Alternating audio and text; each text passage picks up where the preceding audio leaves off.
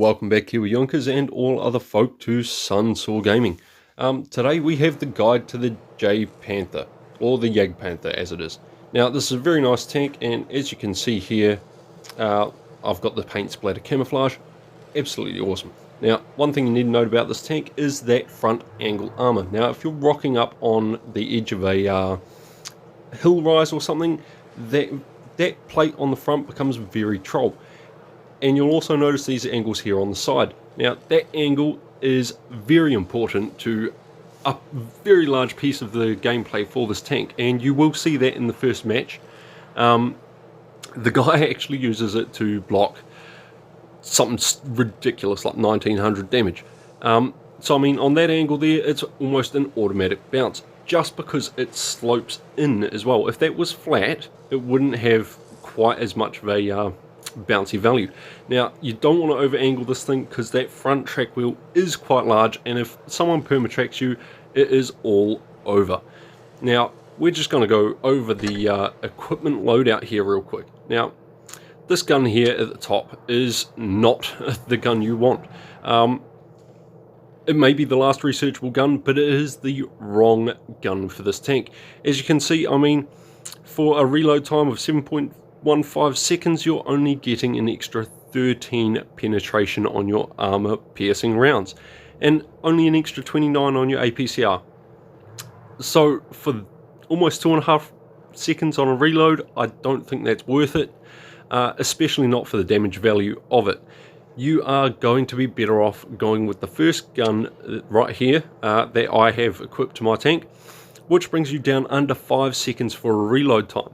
And with armor piercing rounds at 213, anything at tier 6, tier 7, you're going to go through them like butter. At tier 8 even, I mean, you're going to go through a lot of tanks, and the harder tanks, you're still going to get through some of the softer weak spots like the lower plate. And if you can't, there's APCR for the win.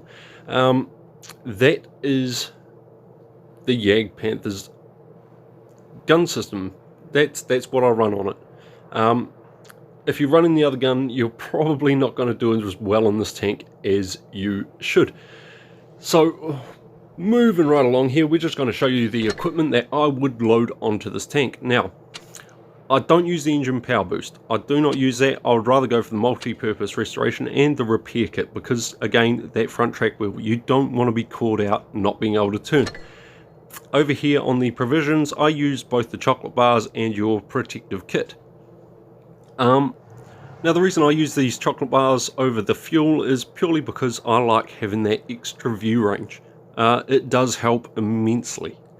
Not to mention, you know, the little perks like the extra reload time, aiming time, etc. Now here in the equipment, I run calibrated shells. It's got a fast enough reload, and half a second reload's not going to make much of a difference. Now instead of the improved modules, I will run defense system, because the sides and rear of this tank are weak, not to mention they can damage your engine by hitting the front lower plate. So this can save you from getting set on fire, can save you from being stopped due to a dead engine, and of course the camouflage net. Now it's a tank destroyer, run the camouflage net. Your view range is not going to be bigger than anyone else on the field normally. So if you run in the view range on a tank destroyer, you're not using your team the way they're supposed to. Now I will run supercharge on this tank. I do like being able to have that shell velocity and the enhanced armor. Now I run the engine accelerator, as you'll see, just because I do like being able to get to position fast and using it rather aggressively. Now I will use the vertical stabilizer over the refined gun, just because, I mean, it's accurate enough as it is. The extra aiming time could help you in a dangerous situation. So we're going to hop right into our first match here, and we're just going to quickly speed up the start of this match, because, well, it takes a little while to get into battle. So just taking off here, and I would have ran that AMX 12T2. You'll notice he just goes and sits in the back corner. Anyway, we are flying. His whole team has spread out, they've split up, and that's never a good thing. But he's going to make the move and go right to the back here, and he finds a sniping KV2. honestly, people, stop sniping in your KV2s. Like, learn to fucking play. Unfortunately, misses that shot because his gun was damaged by an HE round from that KV2. But he does manage to get the kill shot there and finish him off, just showing the nice accuracy of this tank. Now, he sees the other tanks, he's going to pull out and try and deal with them, and right move here. He sees an SU-100, he pulls back, gets a lovely ammo rack. I mean, you can't ask for anything better than that right at the start of the match, really. 850 points of damage just handed to him on a single shell.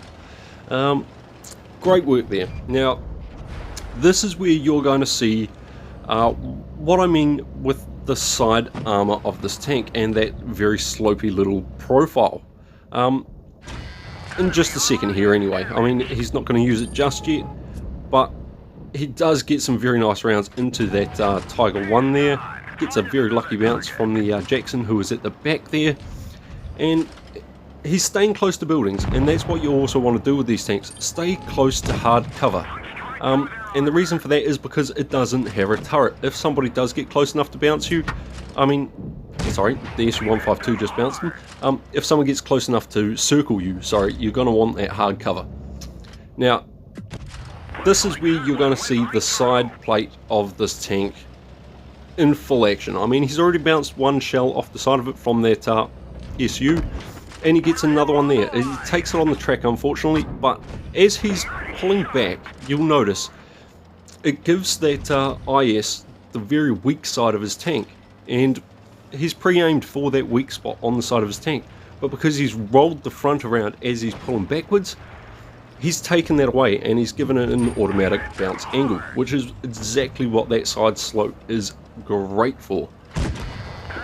Now, great use of hard cover here, again, keeping it between him, keeping it between his enemy's guns and himself. He's just going to take the damage where he can. I mean, I don't know why that IS is not being more aggressive to him, but it does allow him to pump out a lot more damage. And he's just going to swing around the corner here, finish off the IS, and continue working it. So you'll notice here, he's not being the main centre of attention for his team. He is letting his team take the focus, and he's using that awesome reload time just to pump out damage. And that's what you need to do in the JPanther. You need to just pump out the damage. You don't want to be the target. You don't want to be the centre of attention in this tank. A nice 4,000 damage there. 4 kills, ace mastery, top of the team. Great work. Now, here on Hellas, this is how you should play the JPanther. Now, hands down, kudos to this guy. He does an amazing job. And you're going to see that in just a moment. We are in a supremacy match here. This is also, I believe, a ratings battle. So, you know, these guys are going to be playing, well, hopefully, playing to the best of their abilities. Sloppy teamwork from the enemy team. I will say that. There was some sloppy teamwork, but it could have paid off for the enemy team had this JPanther not been paying attention. But he is paying attention. He pays attention the whole match. He is very focused on the minimap and what is going on, very situationally aware. And being situationally aware in this tank is going to help you immensely. Just paying attention to enemy movements, what they're doing, where your team is, will make this tank do really well. It is a supporting tank, and just absolutely showing off the perfect accuracy of this tank. Puts a tiny little triangle that he had on that 252U and manages to get the shot into it while his gun was still bouncing, I might add. So that just goes to show, use that accuracy. You don't have to fully aim in with this tank. You can risk snapshots. And with the pin value on this thing, those snapshots, you know, 80% of the time are going to go through whatever you shoot at. So here, I mean, this medium coming up on the back, he had full health, the medium had full health. He actually out-reloads this medium, and he knows it. And that's the one thing this JPanther is good at. If you can catch a medium alone, wipe him out of the game, especially if you've got full HP. they're not going to be able to circle you very easily unless they're in, you know, something like a Dracula. It's just not going to happen. If you use this tank correctly with the terrain, with the traverse speed, it's a very, very solid tank. Now here we go, he's basically shooting almost the full distance of the map here and gets a very lovely shot into the Saint Emile. Takes out his engine, stops him from moving, and manages to reload before he can move. Now he's going to go for a blind shot here. Is he going to get it? Yes, he does. Very, very nice blind shot. Now, situational awareness, once again. He's looking for the shots. He's constantly trying to use that DPM on this tank, that very quick reload. Now, he spots the AMX 5100 coming across here, gets a very lovely shot into his side, and I mean, that's exactly what he's doing. He's, again, not being the center of attention for the enemy team. Now, this 152, he's got the full attention of this 5100. He is a one-shot, and the JPanther here, he's just going to use that to his advantage. He's going to get up, get a nice HE round into the back of the AMX 5100 there, and he's going to get another one into the back right there. Very, very nice shot. Unfortunately, he does take one from the louver, but I mean, it happens. You're bound to take a shot every now and then. You can't avoid them all. And again, showing off the accuracy of this tank, takes out the 5100, not a problem at all. So, and he's back into his original position that he started in at the start of the map. So he has been moving around like absolutely crazy, getting all the shots everywhere he can, without abandoning his area of the field. Now he does see that the louver is pushing into the down the center channel there, so he just takes it wide, makes sure he doesn't get proxy lit. Unfortunate miss on the 152 there.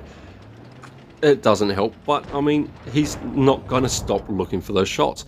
Oh look, there's a unsuspecting T29. Just pump rounds through him like butter. If they're not paying attention to you, you can do serious damage with this tank, and that's exactly how you need to use it. Like, he's sitting on 3,673 damage right now, and he's made it look easy. And the reason he's able to get that damage, I mean, it doesn't have the highest alpha on this thing, but the reason he's able to get it is because he's using that DPM correctly. He's positioning himself around the field in areas where, you know, only one enemy tank can hit at him, but also where his teammates are still taking, you know, the brunt of the attention from the enemy.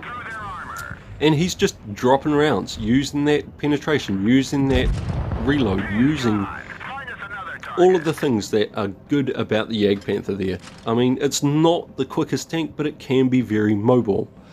I hope this helps you as a guide to the JPanther. Very nice mastery, 3,376 damage. Great job, 5 kills. If you like this content, guys, like and subscribe to my channel. Drop me your videos on Discord. By all means, I will use them if they're good. Until next time, stay safe, use cover. Cheers.